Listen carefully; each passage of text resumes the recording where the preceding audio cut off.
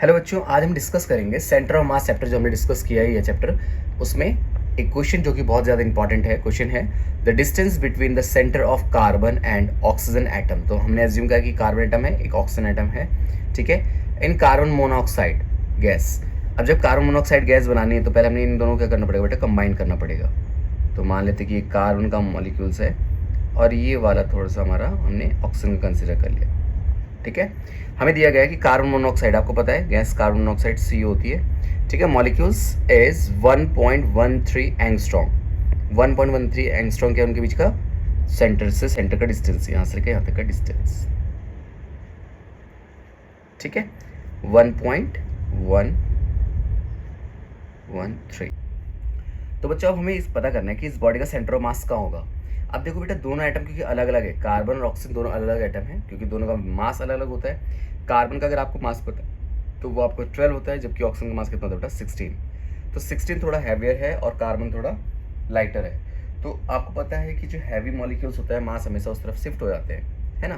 तो हम यहाँ पे भी ऐसे ही मान लो ये एक स्केल है, अगर तो स्केल पे हमने कोई भी वेट किसी तरफ नहीं रखा हुआ तो आप देखेंगे सेंटर पे ही इसका सेंटर मास है। अगर मैं इस तरफ यहाँ पे कोई एक्स्ट्रा चीज़ ऐड कर दूँ, जैसे कि मैं यहाँ पे थोड़ा इसको हैवी कर दूँ, अब देख रहे हो आप सेंटर मास शिफ्ट हो रहा है। तो अब जैसे मैंने इसको यहाँ शिफ्ट किया तो अब इसका सेंटर मास देखो किस पोजीशन पे आता है वो चेक करते हैं। ये देखिए इसका सेंटर मास सेंटर से शिफ्ट होकर थोड़ा इधर आ गया, ऐसे, क्योंकि हमारे पास दो डिफरेंट डिफरेंट एटम है तो हमें पता करना है कि कहाँ पे इनका सेंटर ऑफ मास होगा। तो ऐसा कंसिडर करते हैं कि जो सेंटर ऑफ मास है कार्बन की तरफ से एक्स डिस्टेंस पे है, एक्स डिस्टेंस पे, तो रिमेनिंग जो डिस्टेंस है वो कितना हो जाएगा, 1.13 माइनस एक्स। यहाँ पे ऑक्सीजन हो गया और यहाँ पे हम क्या मान लेते हैं, कार्बन का सेंटर है, ठीक है। तो फॉर्मूला लगाएंगे m1x1 is equals to m2x2। यहाँ पे m1 हमारे पास कितना है मास इसका, 12 इंटू क्या डिस्टेंस हम मान रहे हैं सेंटर मार्क्स का यहाँ पे x, ठीक है, इज इक्वल्स टू m2 हमारे पास कितना बेटा 16 और x2 हम क्या मान के चल रहे हैं यहाँ पे 1.13 माइनस एक्स, कि ऑक्सीजन से किस डिस्टेंस पे होगा उसको हमने क्या माना है, एक्स डिस्टेंस, ठीक है। तो ये जगह 12x इज इक्वल्स टू, इसकी इंटू करेंगे तो 18.08 माइनस 16x। अब एक काम करते हैं, इसको इधर लेके आ जाते हैं, 12x plus 16x is equals to 18.08, x is equals to 18.08 divided by 28। तो आप डिवाइड करके देखेंगे जो भी आएगा वो एंगस्ट्रॉम में सेंटर मास का आंसर आ जाएगा। तो देखिए बच्चे नेक्स्ट क्वेश्चन है, two bodies of mass 1 kg and 2 kg are located at 1,2। तो x में 1 y में 2, तो एक बॉडी तो आपकी यहाँ लोकेटेड है, इसके कोऑर्डिनेट का नेम डाल देता हूँ 1,2, and second is -1 and 3, x में माइनस का 1 और y में 3, यानी कि बॉडी यहाँ पे कहीं लोकेटेड है, ठीक है। कोऑर्डिनेट का नाम है -1,3। अब देखो इन दोनों बॉडी का सेंटर ऑफ मास आपसे जानना चाह रहा है कि इन दोनों बॉडी का सेंटर ऑफ मास क्या होगा यहाँ, ठीक है, उसके कोऑर्डिनेट क्या होंगे, ठीक है। अब सेंटर ऑफ मास सेंटर में क्यों नहीं हो सकता, क्योंकि एक बॉडी है आपकी 1 kg की और दूसरी बॉडी कितने की बेटा आपकी 2 kg की, तो सेंटर ऑफ मास सेंटर में हो ही नहीं सकता। मैंने कहा ना कि अगर बॉडी बैलेंस नहीं है ऑलरेडी, मतलब सिमेट्रिक मास डिस्ट्रीब्यूशन अगर नहीं है तो सेंटर में सेंटर ऑफ मास नहीं आएगा। तो कैसे कैलकुलेशन करते हैं, centre of mass of X axis, तो हम निकालेंगे X C M is equals to m1x1 plus m2x2 upon m1 plus m2। तो m1 आप देखेंगे m1 कितना हमारा 1 kg है और x1 कितना है हमारा बेटा 1, प्लस ऐसे ही m2 दूसरा मास कौन सा बेटा हमारे पास 2 kg का, इनटू सेकेंड x2 कौन सा बेटा हमारा माइनस का 1 upon m1 plus m2 1 plus 2, तो कितना आ जाएगा ये निकाल के देख लेते हैं। तो 1 1 ज़ा 1 हो गया, ठीक है, 2 1 ज़ा 2 माइनस का अपॉन ये हो गया 3। तो एक्स सी एम की जो वैल्यू हमारे पास आ रही है बेटा वो कितनी आ रही है, -1/3, ठीक है बेटा। अब हम निकालेंगे नेक्स्ट वाई एक्सिस के लिए, ठीक है, वाई पे सेंटर ऑफ मास के कोऑर्डिनेट क्या है, फिर वही formula m1 y1 plus m2 y2 upon m1 plus m2 is equals to m1 is 1 into y1 is 2, m2 is 2 kg again and y2 is 3, ठीक है, अपॉन 1 प्लस 2, तो 2 1 2 plus 2 3 6 upon 3, तो यह आ जाएगा 8/3। तो सेंटर ऑफ मास के जो coordinate आ रहे हैं वो आ रहे हैं -1, 3, 8/3। तो सेंटर ऑफ मास जो आया बॉडी का वो आया है -1/3, 8/3। तो चलिए बेटा अब करते हैं हम नेक्स्ट क्वेश्चन। इस क्वेश्चन में हमारे पास है कि find the centre of the mass of 3 particles at the vertices of an equilateral triangle. The mass of the particle are 100 gram. तो पहले वाले का मास कितना बचा हमारे पास 100 ग्राम। तो यहाँ पे जो मास है मैं लिख देता हूँ, यहाँ हमारे पास 100 ग्राम है, यहाँ पे एक बॉडी है आपकी, ठीक है। सेकंड है 150 ग्राम, जो कि यहाँ पे इस पॉइंट पे कितना है 150 ग्राम। और लास्ट पे एक और जो मास रखा है थर्ड वर्टिसेस पे वो कितना है 200 ग्राम, ठीक है। आपको निकालना है सेंटर ऑफ मास कहाँ होगा इस बॉडी का। East side of the equilateral triangle is 0.5। यहाँ से लेकर यहाँ तक का जो डिस्टेंस है 0.5 मीटर का है। ऐसे आप समझ रहे हैं क्योंकि इक्विलेटरल ट्रायंगल है तो ये डिस्टेंस भी कितना होगा बच्चे 0.5 मीटर का, और ये वाला डिस्टेंस भी कितना होगा बेटे 0.5 मीटर का, ठीक है। आपके एनसीईआरटी के एग्जाम्पल का ही क्वेश्चन है, इंपॉर्टेंट है, ध्यान से समझिए। तो देखो सबसे पहले हमको ना बेटा सेंटर ऑफ मास निकालने के लिए आपको क्या चाहिए, सेंटर ऑफ मास निकालना है। सेंटर ऑफ मास निकालने का जो फॉर्मूला, अगर एक्स एक्सिस की बात की जाए तो सेंटर ऑफ मास का फॉर्मूला होता है x1 m1 plus m2 x2 plus अगर 3 बॉडी है तो m3 x3 upon m1 plus m2 plus m3।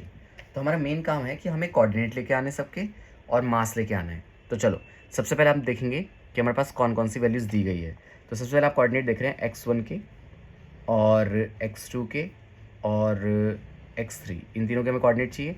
ऐसे हमें y1 y2 y3 कोऑर्डिनेट चाहिए। मास चाहिए हमें m1 m2 और m3। तो आपको देख रहे हैं कि m1 तो हमारे पास पहले से गिवन है, m2 भी गिवन है हमें, और m3 भी गिवन है। तो मास तो हमें ऑलरेडी गिवन ही है। अब आ जाते हैं हम वर्टिसेस पे कि हमें क्या क्या कोऑर्डिनेट गिवन है।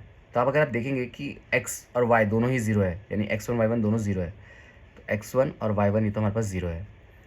यहाँ चलते हैं, आप देख रहे हैं कि यहाँ से जो डिस्टेंस है, ऑरिजिन से जो डिस्टेंस है एक्स एक्सिस का, वो इसकी लेंथ ही है, किसकी इक्विलेटरल ट्रायंगल की लेंथ ही है, जो कि 0.5 की है।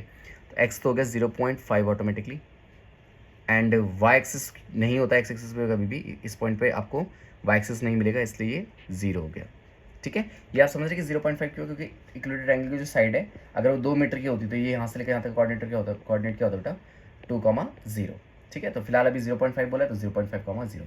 अब जो मेन गेम है बच्चे वो यही है, आपको निकालना है इसके वर्टिसेस क्या होंगे इस वाले पॉइंट के।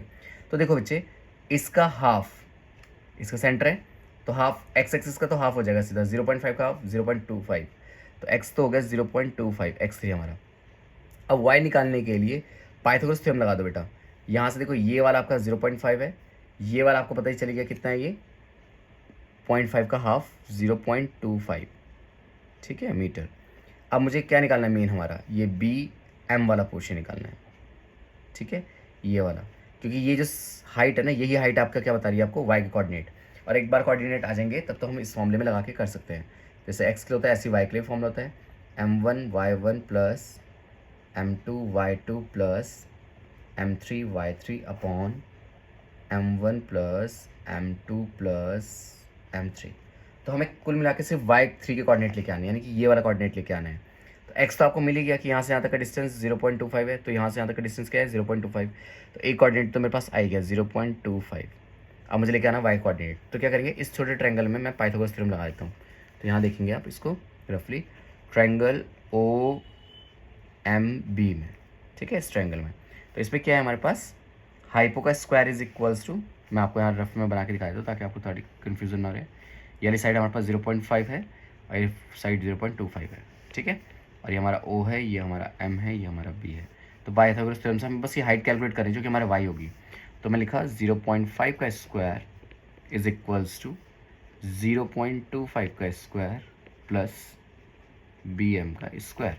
तो 0.25 का स्क्वायर करेंगे तो 0.25 आ जाएगा, क्योंकि 5 का स्क्वायर 25 एंड पॉइंट हटेगा नीचे 10, 10 का 100, तो ये वैल्यू आ जाएगी। इसका करते हैं, ये कितना होगा, 25 का स्क्वायर होता है 625, ठीक है। और अब ये देखिए पॉइंट हटेगा नीचे 100 आएगा, 100 का स्क्वायर अगर हम करेंगे तो 10,000, तो 10,000 इसके डिवाइड में जाएगा तो 0.0625 प्लस बी एम का स्क्वायर।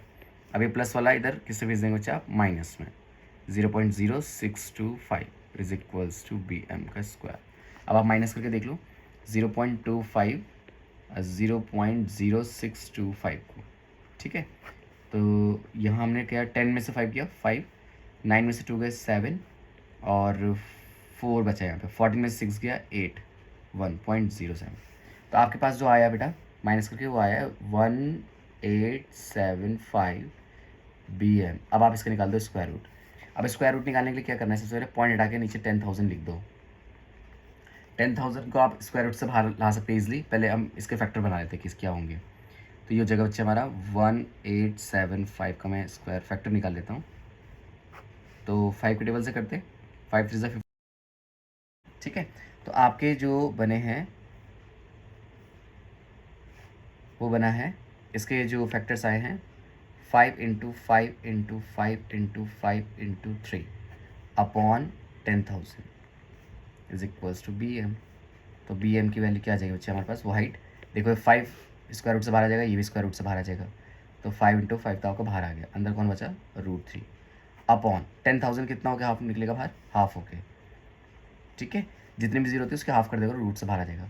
अब 25 डिवाइड बाय 100 हो जाएगा, तो ये आपका लगभग 0.25 हो गया √3। तो वाई कोऑर्डिनेट मेरे पास आ गया, वाई कोऑर्डिनेट हो गया हमारे पास 0.25 √3। यहाँ पे भी लिख दो कि वाई कोऑर्डिनेट आया हमारे पास 0.25 √3।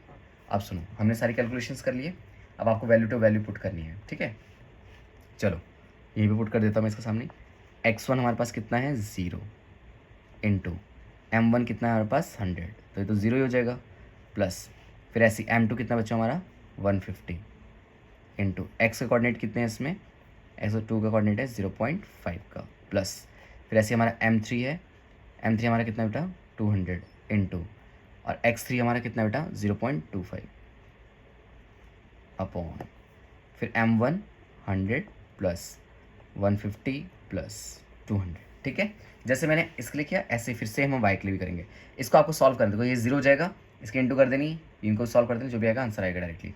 ऐसे यहाँ पे भी है, m1 कितना बचा हमारे पास 100 इंटू y1 कितना बचा हमारे पास 0 प्लस m2 कितना बेटा हमारे पास 150 इंटू y2 कितना बेटा हमारे पास 0 प्लस m3 कितना बेटा हमारे पास 200 इंटू y3 क्या निकाला आपने अभी 0.25 √3 डिवाइडेड बाय m1 कितना बेटा हमारे पास 100 प्लस 150 प्लस 200। अब आप मुझे इन दोनों के आंसर कमेंट बॉक्स में कमेंट करेंगे क्या क्या आंसर आपका है, ठीक है। Thank you so much for watching.